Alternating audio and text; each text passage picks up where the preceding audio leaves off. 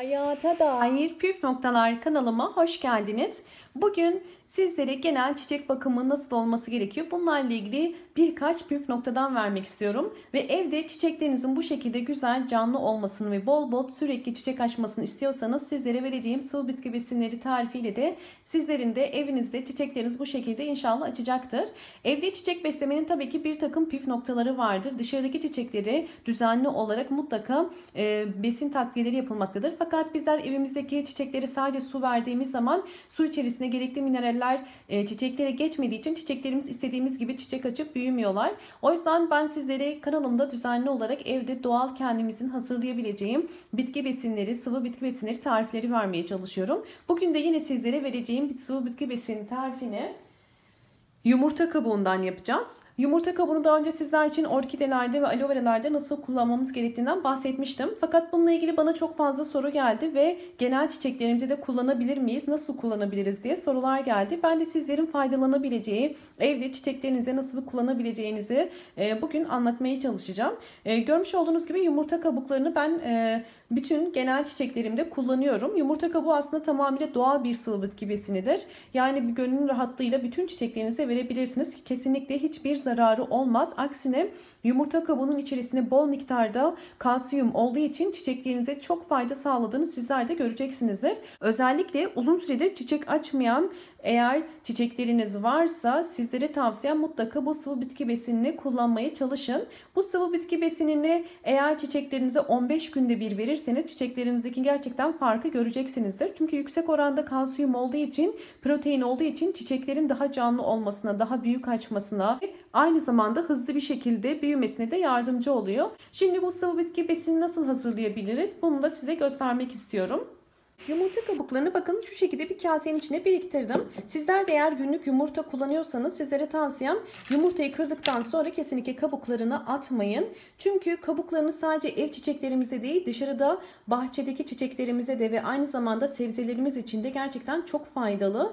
Ya da balkonunuzda eğer sebze yetiştiriyorsanız onun için de bu şekilde kabukları biriktirmenizi tavsiye ederim. Bu kabukları ben omlet yaptıktan sonra kabukları iyice çeşmede yıkıyorum. Özellikle şu içerisinde bir tane yapışkan jel gibi bir sıvı olduğu için onu mutlaka iyice yıkamanız gerekiyor. Çünkü eğer bu jeli yıkamazsanız bu zamanla kokmaya başlar suda. O yüzden size tavsiyem içinden gittiğinden emin olduktan sonra mutlaka daha sonra bunları bir peçete üzerine kurutuyorum. Ve kuruduktan sonra bunları kavanozun içerisine bakın şu şekilde bir kavanozun içerisine koyup kapağını da kapatıp ya da açıkta bırakabilirsiniz. Bu şekilde muhafaza ediyorum ve mutfakta çiçeklerime, bahçemde sebzelerime ihtiyaç olduğu sürece çıkarıp hepsini rahatlıkla kullanıyorum ve çok da pratik oluyor. Ama sizler isterseniz bunu fırında 200 derecede 5 dakikada da kurutabilirsiniz. Ya da eğer isterseniz artık yaz geldiği için havalar da sıcak olduğu için güneşte, balkonda ya da bahçede yumurta kabuklarını içini yıkayıp bir köşede kurumasını bekleyebilirsiniz. Evet, çok uzatmadan hemen yapımına geçelim. Evet, şimdi gördüğünüz gibi bakın şu şekilde yumurta kabuklarını bu şekilde kırıyorum. Kavanozumun içerisine alabildiği kadar suyumu ilave ediyorum.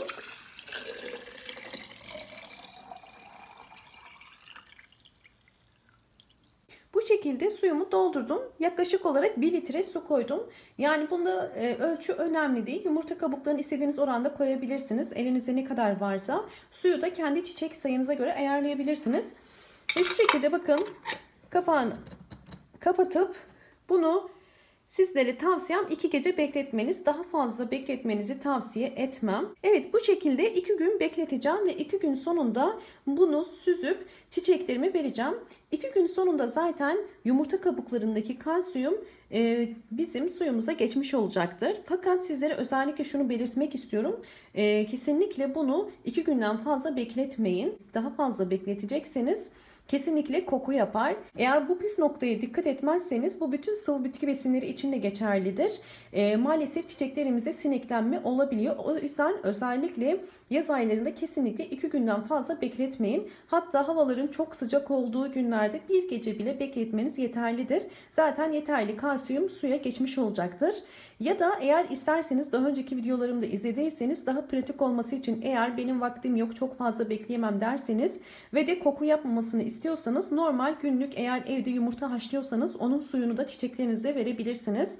Ya da isterseniz bu şekilde kabukları biriktirip bir tencereye koyup ve üzerine su ilave edip 10 dakika kaynatıp kaynadıktan sonra soğumasını bekleyip ve süzüp onu da çiçeklerinize verebilirsiniz. Sizler için hangisi daha kolay olacaksa onu tercih edebilirsiniz. Ama dediğim gibi lütfen çok fazla bekletmeyin. Bütün sıvı bitki besinlerinin çiçeklerimize sineklenme yapmasını istemiyorsak bu şekilde kullanabilirsiniz.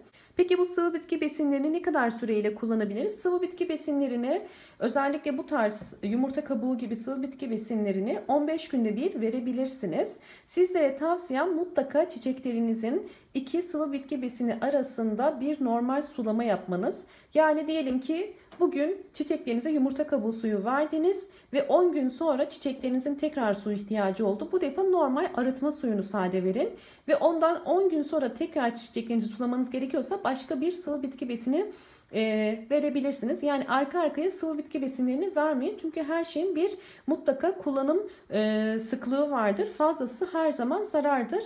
O yüzden bunu da sizlere belirtmek istedim. Evet, bu suyu şimdi 2 gece bekleteceğim.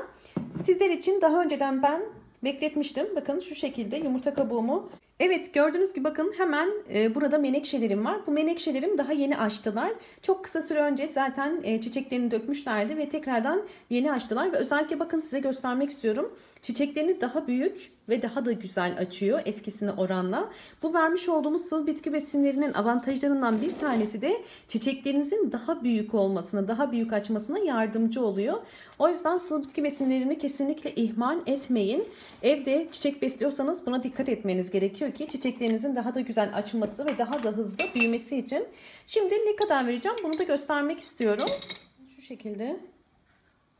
Menekşelerimi ben genelde alttan sulama yapıyorum. Ama sizlere göstermek için şu şekilde şu anda gösteriyorum.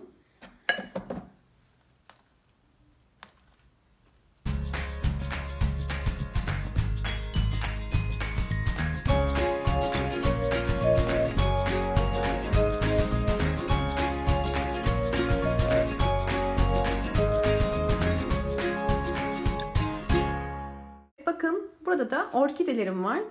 Daha önce orkidelerimin size ne kadar faydasını gördüğümü bahsetmiştim. Evet, bakın çiçekli olduğu halde gördüğünüz gibi tekrar tomurcuk vermeye devam ediyor. Hemen şurada da göstermek istiyorum. Bakın gerçekten çok güzel tomurcuk açmaya devam ediyorlar. Aloe vera'ya da bunu veriyorum. Aloe vera için de gerçekten çok faydalı. Kesinlikle tavsiye ederim. Zaten bununla ilgili bir tane videom var. Aloe veraları yumurta kabuğu suyuyla coşturma tarifim var. Sizlere de mutlaka bunu izlemenizi tavsiye ederim. Hemen linki yukarı bırakacağım. Şu şekilde aloe veraları zaten çok fazla su sevmedikleri için bunu her zaman belirtiyorum. Çok fazla su vermeyin.